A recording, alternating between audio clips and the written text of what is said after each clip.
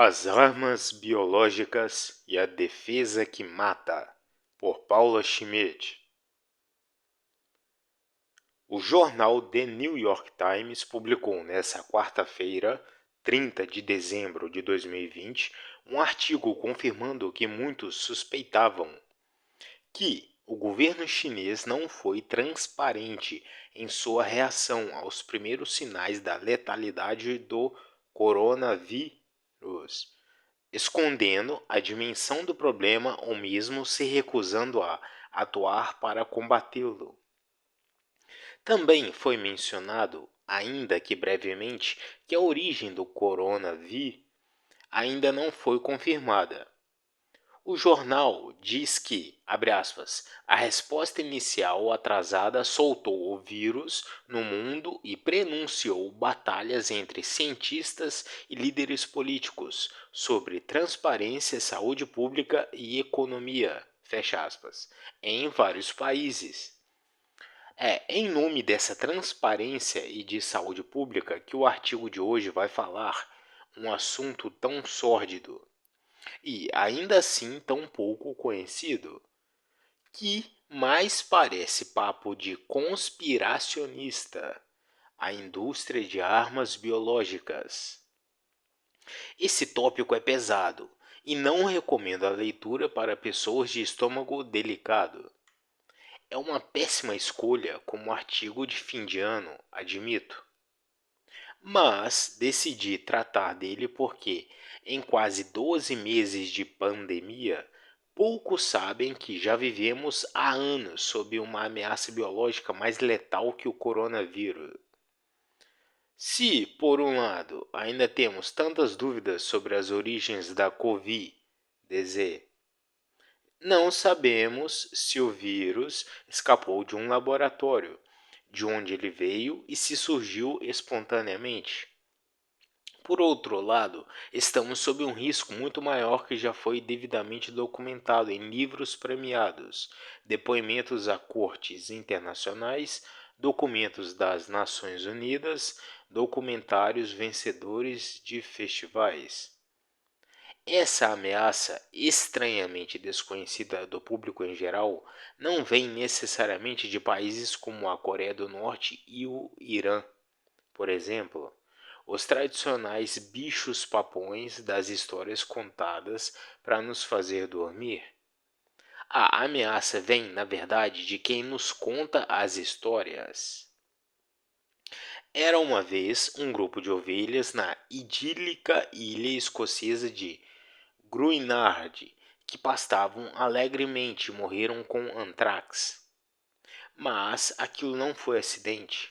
Pessoas morreram também, como era de se esperar, porque a ilha era usada pelo governo britânico ao menos desde 1942 para testes com armas biológicas, e hoje ninguém pode pisar no lugar, tamanha é a sua contaminação. Essa ilha não é um caso isolado. Churchill já tinha avisado 2 décadas antes sobre as, abre aspas, pestilências metodicamente preparadas e deliberadamente lançadas sobre o homem e besta. Mangra sobre as plantações, antrax para matar cavalo e gado, praga para envenenar não apenas exércitos, mas distritos inteiros. Assim é o trajeto ao longo do qual a ciência militar está avançando sem remorso. Fecha aspas. No livro de onde tirei essa citação, Uma Elevada Forma de Matar, a História Secreta das Armas Químicas e Biológicas, os jornalistas Jeremy Paxman e Robert Harris mostram que Churchill tinha razão. As armas biológicas já vêm sendo usadas há muito tempo. No século XIV, a cidade de Caffa foi capturada quando o exército tártaro catapultou corpos de vítimas da praga na cidade. Os ingleses, por sua vez, usaram cobertores infectados com varíola na tentativa de destruir populações inteiras de índios norte-americanos. Mas Poucas coisas se comparam à sordidez do que aconteceu recentemente na nossa era. O Projeto Ghost, um pesadelo real que se passou na África do Sul durante o Apartheid. O Projeto Ghost foi uma operação do governo racista de P.W. Botha, em que experimentos secretos de um laboratório do governo, atuando sob a fachada de empresa farmacêutica privada, produziram armas químicas e biológicas para matar, aleijar e esterilizar a população negra. Esse projeto foi algo tão torpe e cruel que vou mencionar apenas alguns detalhes, mas deixo aqui o link a um documento das Nações Unidas para os leitores que queiram se atrever a saber mais. Cito apenas alguns fatos para que se entenda o escopo das armas biológicas e como elas podem ser usadas de forma sorrateira e até impossível de ser rastreada. Algumas delas chegam a ter a capacidade tecnobiológica de conter marcadores genéticos que as permitem agir apenas em alguns grupos étnicos, enquanto poupam outros.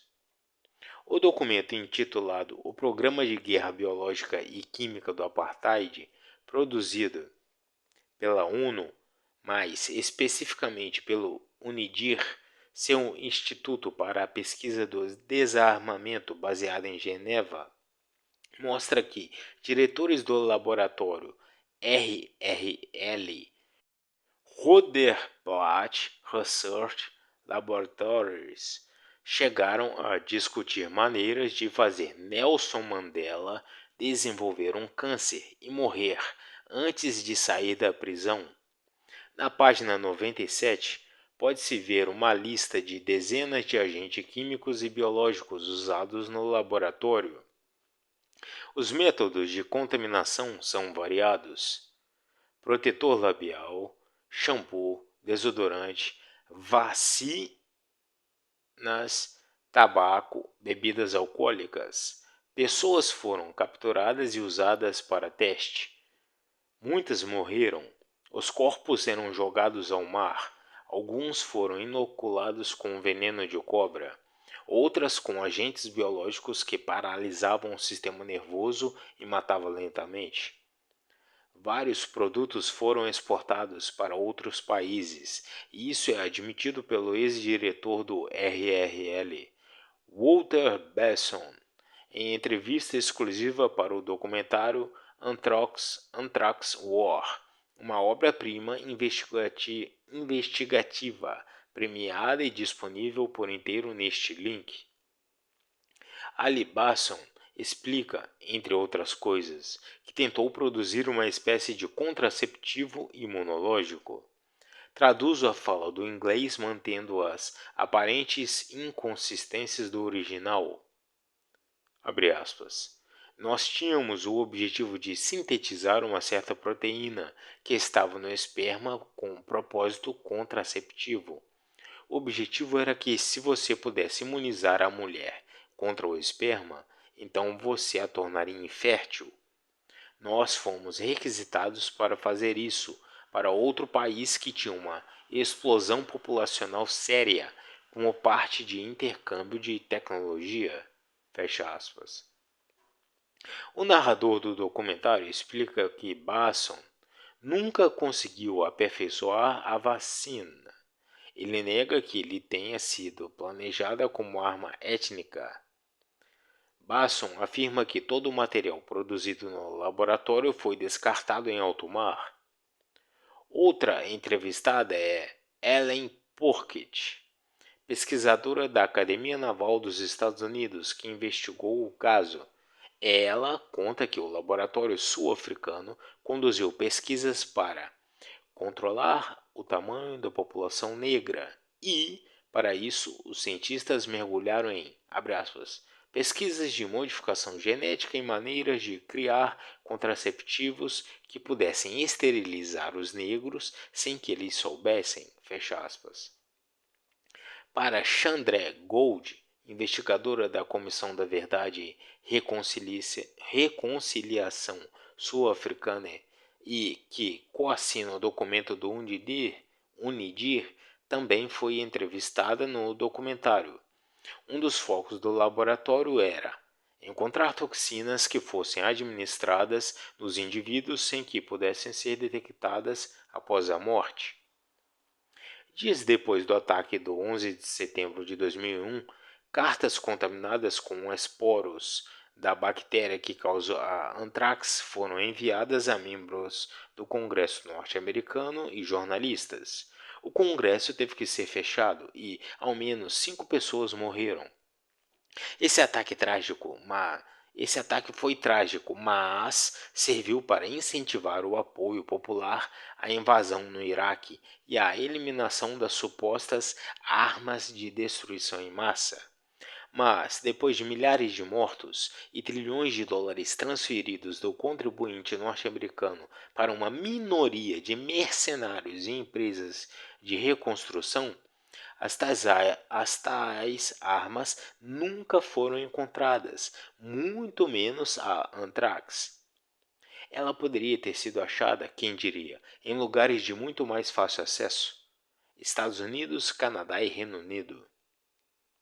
Esses 3 países formam um consórcio que vem produzindo armas biológicas desde a década de 1940, incluindo a anthrax e, especificamente, a cepa exata usada nos ataques das cartas contaminadas. O FBI passou anos investigando o caso.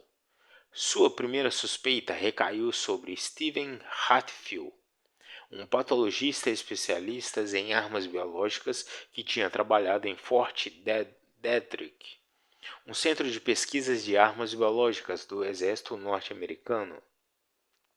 A teoria do FBI era de que o ataque teria sido um lobo solitário. Hatfield conseguiu provar sua inocência e foi indenizado com mais de 5 milhões de dólares. Já o microbiologista e pesquisador militar Bruce Evans não teve a mesma sorte. Suspeito por anos, ele acabou morrendo de um suposto suicídio, o que permitiu ao FBI encerrar a investigação e deixar por isso mesmo. Mas quase ninguém acredita que Evans era de fato o culpado, nem mesmo depois dos principais alvos do ataque, o congressista Patrick Leahy.